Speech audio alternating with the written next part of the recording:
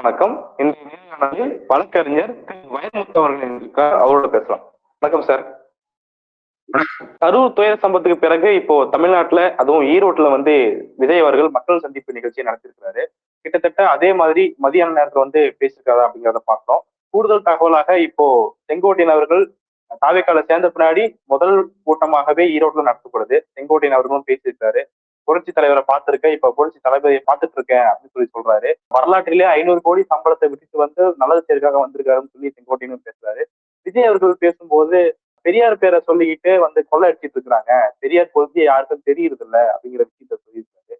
இந்த விஷயங்கள் எப்படி பாக்குறீங்க? அதாவது மிகுந்த அவங்கள பாசையிலேயே நான் ஆரம்பிக்கிறேன். மிகுந்த எதிர்பார்ப்புக்கு உள்ளான ஒரு படம் ஃபர்ஸ்ட் ஷோ பார்க்கும்போதே ஃபர்ஸ்ட் டே ஃபர்ஸ்ட் ஷோ பார்க்கும்போது படம் ஃபிளாப்னு தெரிஞ்சா எப்படி இருக்குமோ அந்த ஒரு மனநிலை தான் எனக்கு இன்றைய கூட்டத்தை பார்த்த பிறகு இருந்தது.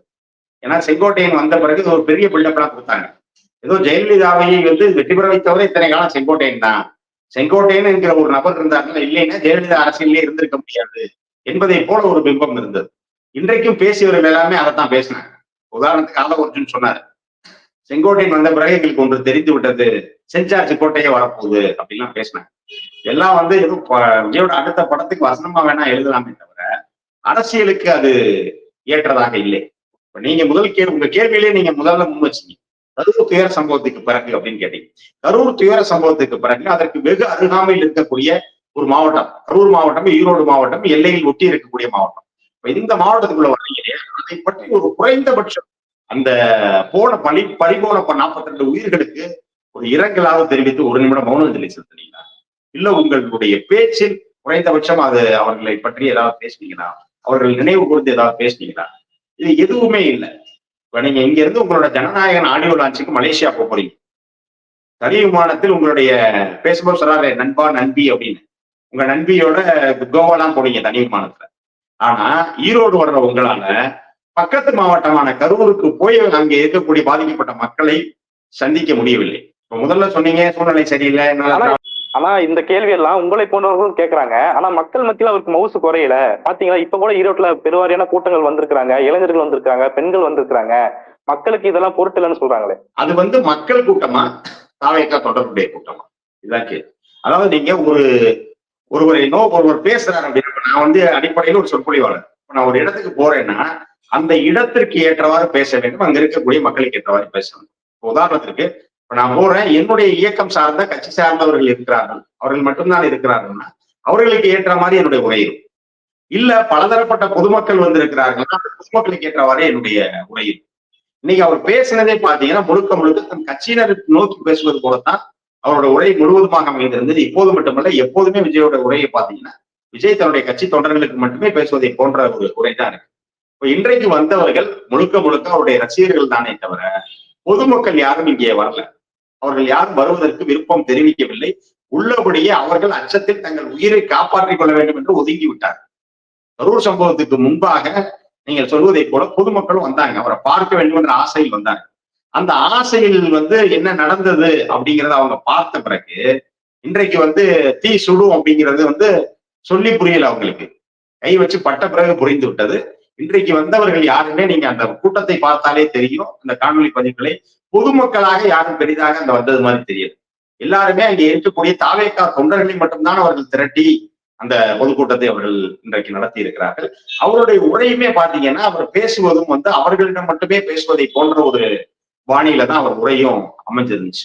மற்றபடி இது பெரிதாக அவர் பேச வேண்டிய அரசியலோ இல்ல அவர் பேச வேண்டிய கருத்துக்களோ பெரிதாக எதுவுமே இல்லை. மீண்டும் மீண்டும் அவர் தன்னை மட்டுமே முன்னிறுத்தி கொண்டு தன்னை நோக்கி தன்னை பார்த்து மற்ற அனைவரும் பயப்படுகிறார்கள் என்பதை போன்ற ஒரு எண்ண ஓட்டத்தில் இருந்துதான் அவர் பேசியிருக்கிறார். மற்றபடி அதுல பெரிய விஷயம் எதுவும் இல்லை. இன்னொன்னு பாத்தீங்கன்னா அவருடைய உரையில், அதாவது அவருடைய இந்த உரை மட்டுமல்ல, நான் பொதுவாகவே அவர் முன் வைக்கக்கூடிய ஒரே ஒரு கேள்விதான். அதாவது மீண்டும் மீண்டும் நாம கேட்கிற ஒன்று, இங்க யார் நம்ம கொள்கை எதிரியார் அப்படின்னு கேட்கிறார், கூட்டம் கத்துது. நம்முடைய அரசியல் எதிரியார் அப்படின்றார், கூட்டம் கத்துது. ஒரே கேள்விதான், கொள்கை வேறு அரசியல் வேறு அப்படின்னு யாராவது இருக்க முடியுமா? இப்ப நான் திராவிட கொள்கையை பின்பற்றுகிறவர். என்னுடைய அரசியல் எப்படி இருக்கும்? திராவிடத்திற்கு கொள்கைகளை செயல்படுத்துகிற அரசியல் என்னுடைய அரசியல். திராவிட கொள்கைகளை எதிர் நிலைப்பாடு கொண்டிருக்கக்கூடிய அரசியலுக்கு எதிராக என்னுடைய அரசியல் இருக்கும். சரிங்களா? அப்போ நீங்க என்ன பண்றீங்கன்னா, இருவேறு துருவங்களை எடுத்துக்கிறீங்க. இருவேறு துருவங்களில் ஒன்று கொள்கை எதிரி, ஒன்று அரசியல் எதிரின்றீங்க. அது எப்படி சரியா இருக்க முடியும்? இப்ப இன்றைக்கு திராவிட அரசியல் தான் இன்னைக்கு உங்க சனாதனத்திலிருந்து ஒரு உதாரணத்துக்கு திருப்பரங்குன்றம் மட்டும் எடுத்துக்கிறோங்க. திருப்பரங்குன்றத்தில் அமைதி நிலவ வேண்டும் என்பது திராவிட அரசு. திருப்பரங்குன்றத்தில் மதத்தின் பெயரால் ஒரு கலவரத்தை ஏற்படுத்த வேண்டும் என்பது சங் பரிவார அரசியல். சரிங்களா? ஆரியத்தின் அரசியல். இப்ப இதில் விஜய் எந்த பக்கம் நிற்கிறார்? ஒன்று கொள்கை எதிரி பக்கம் நிற்கிறாரா? அப்ப அவர் கொள்கையா தானா? இல்ல அரசியல் எதிரி பக்கம் நிக்கிறீங்கன்னா அப்ப நீங்க உங்களோட நிலைப்பாடு என்ன? நீங்க உங்களுக்கு சரியா அவர்கள் அரசியல் பண்ணிட்டு இருக்கும்போது அவங்களை எப்படி நீங்க அரசியல் எதிரியா எடுத்துக்கிறீங்க? அப்போ கொள்கை அரசியல் என்பது ஒன்றாகத்தான் இருக்க முடியுமே தவிர ஒரு நபருக்கு கொள்கை எதிரி வேற ஒருவராகவும் அரசியல் எதிரி வேற ஒருவராகவும் இருக்கவே முடியாது. இதைத்தான் நாங்க என்ன சொல்றோம், நீங்க அரசியலில் உங்களுக்கு போதிய அறிவின்மை, அரசியல்னா என்ன அப்படிங்கிறது உங்களுக்கு தெரியல. மீண்டும் மீண்டும் சமூக வலைத்தளங்களில் அவர்களை நோக்கி பயன்படுத்தப்படுகிற அந்த வார்த்தையை நான் பயன்படுத்துவது என்னுடைய தரத்துக்கு சரியானதில்லைன்னு நினைக்கிறேன். ஆனா அந்த வார்த்தைக்கு தாங்கள் தான் தகுதியானவர்கள் அவங்க திருப்பி திருப்பி காட்டுறாங்க. அந்த தலைவர்ல இருந்து தொண்டர் வரைக்கும் அப்படிதான், நாங்கள் தற்கொலைகள் தான் அப்படின்னு காட்டுறாங்க. ஏன்னா இல்லைன்னா தற்கொலைத்தனமாக அவர்கள் இல்லை என்றால் கொள்கை அரசியல், கொள்கை வேறு அரசியல் வேறுனா அவங்களால பார்க்க முடியாது. கொள்கை தான் அரசியலாக முடியும். இன்னைக்கு பாஜகவினருக்கு கொள்கை தான் அரசியல், திமுகவினருக்கு கொள்கை தான் அரசியல். அப்ப இவங்க ரெண்டு பேரும் எதிர் நிலைப்பாட்டுல இருக்காங்க. அப்ப நான் ரெண்டு பேர்த்தையும் இப்படி பிரிச்சு பாக்குறேன், அது எப்படி பார்க்க முடியும்? அப்போ உங்களுடைய பேசிக்லேயே அடிப்படையிலேயே உங்களிடம் கோளாறு இருக்கிறது. அப்ப அதை நீங்கள் புரிந்து கொள்ளாமலே நீங்கள் எவ்வளவு தூரம் செஞ்சாலும் அந்த வடிவேல் டைலாக் தான், பில்டிங் ஸ்ட்ராங்னாலும் பேஸ்மெண்ட் வீக். அப்போ பேஸ்மெண்ட் வீக் இருக்கக்கூடிய ஒருவரால் கண்டிப்பாக பில்டிங் கட்டவே முடியாது. அப்படித்தான் விஜயனுடைய அரசியல். இப்போ நீங்க முழுக்க முழுக்க ரசிகர்கள் தான் வந்திருக்காங்கன்னு நீங்க சொல்றீங்க. அவங்க கிட்டே கேக்குறாரு, கொள்கை எதிரி யாரு, அரசியல் எதிரி யாருன்னு சொல்றாரு. அப்புறம் நமக்கும் திமுக தான் போட்டி அப்படிங்கிறத மக்களும் ஒத்துக்கிறாங்க. இதுவே எனக்கு போதும், மக்களுக்கு நான் புரிய வச்சுட்டேன் அப்படிங்கிறாருல, அதை எப்படி பாக்குறீங்க? இத்தனை நாள் புரியலன்னு இன்னைக்கு கேட்டு உறுதிப்படுத்திட்டு இருக்காரு. கேட்டீங்கன்னா உங்களுக்கு புரிஞ்சிருச்சா, அது எனக்கு போதும் அப்படிங்கிறாரு உரையில. அப்ப இத்தனை நாள் உங்களுடைய ரசிகர்களையோ இல்ல உங்களுக்கு கட்சியினருக்கு கூட நீங்க உங்களுடைய கொள்கையை விளக்காமல் இருந்திருக்கிறீர்கள் அப்படிங்கிறதானே அதோட பொருள். அப்போ இல்லைன்னா இன்னைக்கு மக்கள் முன்னாடி அந்த கேள்வியை எழுப்ப வேண்டிய அவசியம் இல்லை. இன்னொன்று இப்ப நீங்க அதுக்குள்ளேயே மறுபடியும் போறோம், கொள்கை தலைவர் பெரியார்ன்றீங்க. இன்னைக்கு எடுத்த உடனே பேச்சு எப்படி ஆரம்பிக்கிறாரு, மஞ்சள் மங்களகரமானது அப்படின்னு ஆரம்பிக்கிறாரு. இதுதான் பெரியார் கொள்கையா? நீங்க மஞ்சளுடைய பெருமையை சொல்லுங்க. மஞ்சள் மாநகர் ஈரோட்டுக்கு போனோடனே ஈரோட்டுடைய பெருமையை பேசணும், தவறுன்னு சொல்லல. ஆனா மஞ்சள் மங்களகரமானது, நம்ம பெண்கள் எல்லாம் மஞ்சள் சேலை உடுத்தி நம்ம நல்லா இருக்கணும்னு வேண்டுவாங்க, நம்ம அக்கா தங்கச்சி அம்மா எல்லாம் அப்படின்னு சொல்றாரு. இதுதான் பெரியார் உங்களுக்கு சொல்லி கொடுத்த கொள்கையா? பாக்கணுமா இல்ல பொதுமக்கள் மொழியில பேசுறான்னு பாக்கணுமா? இல்லங்க, அது பொதுமக்கள் மொழியில் இல்ல. இதுதான் சொல்றேன், இதுதான் அவருக்கு சொல்லுக்கும் செயலுக்குமான வேறுபாடு. இப்ப நீங்க பெரியாரை கொள்கை தலைவராக ஏற்ற ஒருவரால் மஞ்சள் மங்களகரமானதுன்னு எப்படி ஏத்துக்க முடியும்? அப்ப அதை நீங்க நம்புறீங்கனாலே நீங்க நம்பிக்கையாளராக இருக்கிறீர்கள், நீங்கள் பகுத்தறிவாளர் அல்ல. பகுத்தறிவாளர் அல்லாத ஒருவருக்கு கொள்கை தலைவராக பெரியார் எப்படி இருக்க முடியும் அப்படிங்கிறதா நம்மளுடைய கேள்வி. அப்ப அந்த இடத்திலேயே அவர் கொள்கை தலைவர். அப்போ நீங்க என்ன பண்றீங்கன்னா, தமிழ்நாட்டில் எந்தெந்த தலைவர்களினுடைய படங்களை பயன்படுத்தினால் நமக்கு வாக்கு கிடைக்கும், எந்த படங்களை பயன்படுத்தினால் நீங்கள் உங்களுக்கு முற்போக்கு முகமுடி கிடைக்கும். ஏன்னா இன்றைக்கு ஒரு முற்போக்கு முகமுடியை போட்டுக்கொண்டு பாஜகவிற்கு ஆதரவான வேலையைத்தான் இவர் செய்யறாரு.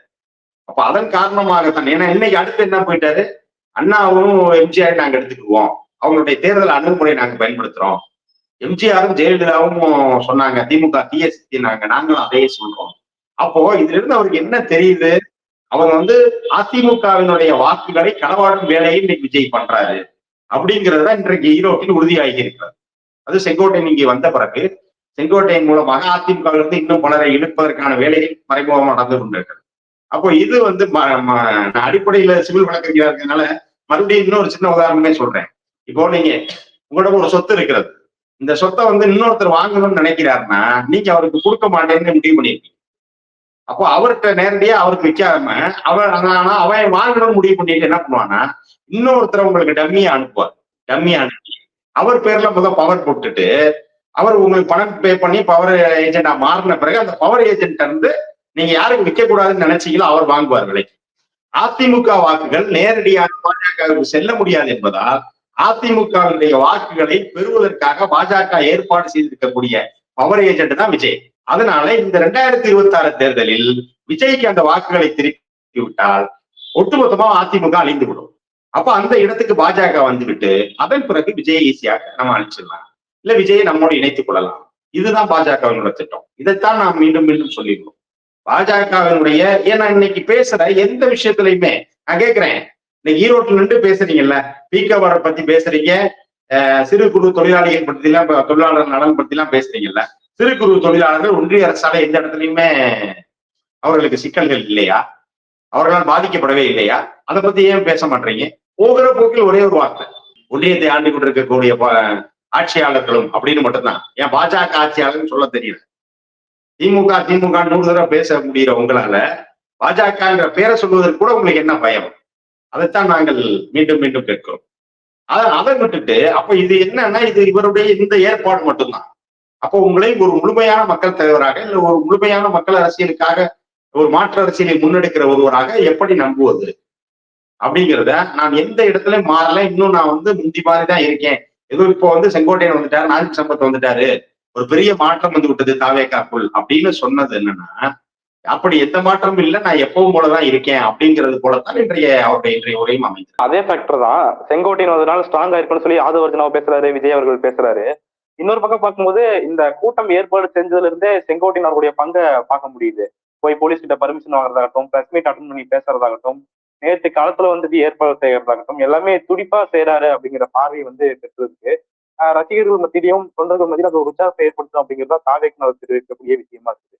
அப்படி இருக்கும்போது ஒரு 75 வயசு கடந்த ஒரு மூத்த நிர்வாகி ஒருத்தர் இந்த மாதிரி களத்துல செயல்படுது அப்படிங்கிறது, செயல்படாமல் இருந்த தாவேக்காவை இன்னும் உத்வேகப்படுத்தி இன்னும் எடுத்துட்டு போகும் அப்படிங்கிறது நம்ம புரிஞ்சுக்கலாமா? எப்படி பாக்க? இல்ல, கண்டிப்பாக அந்த ஒரு இடத்தில் செங்கோட்டையன் பலம் தருவார்.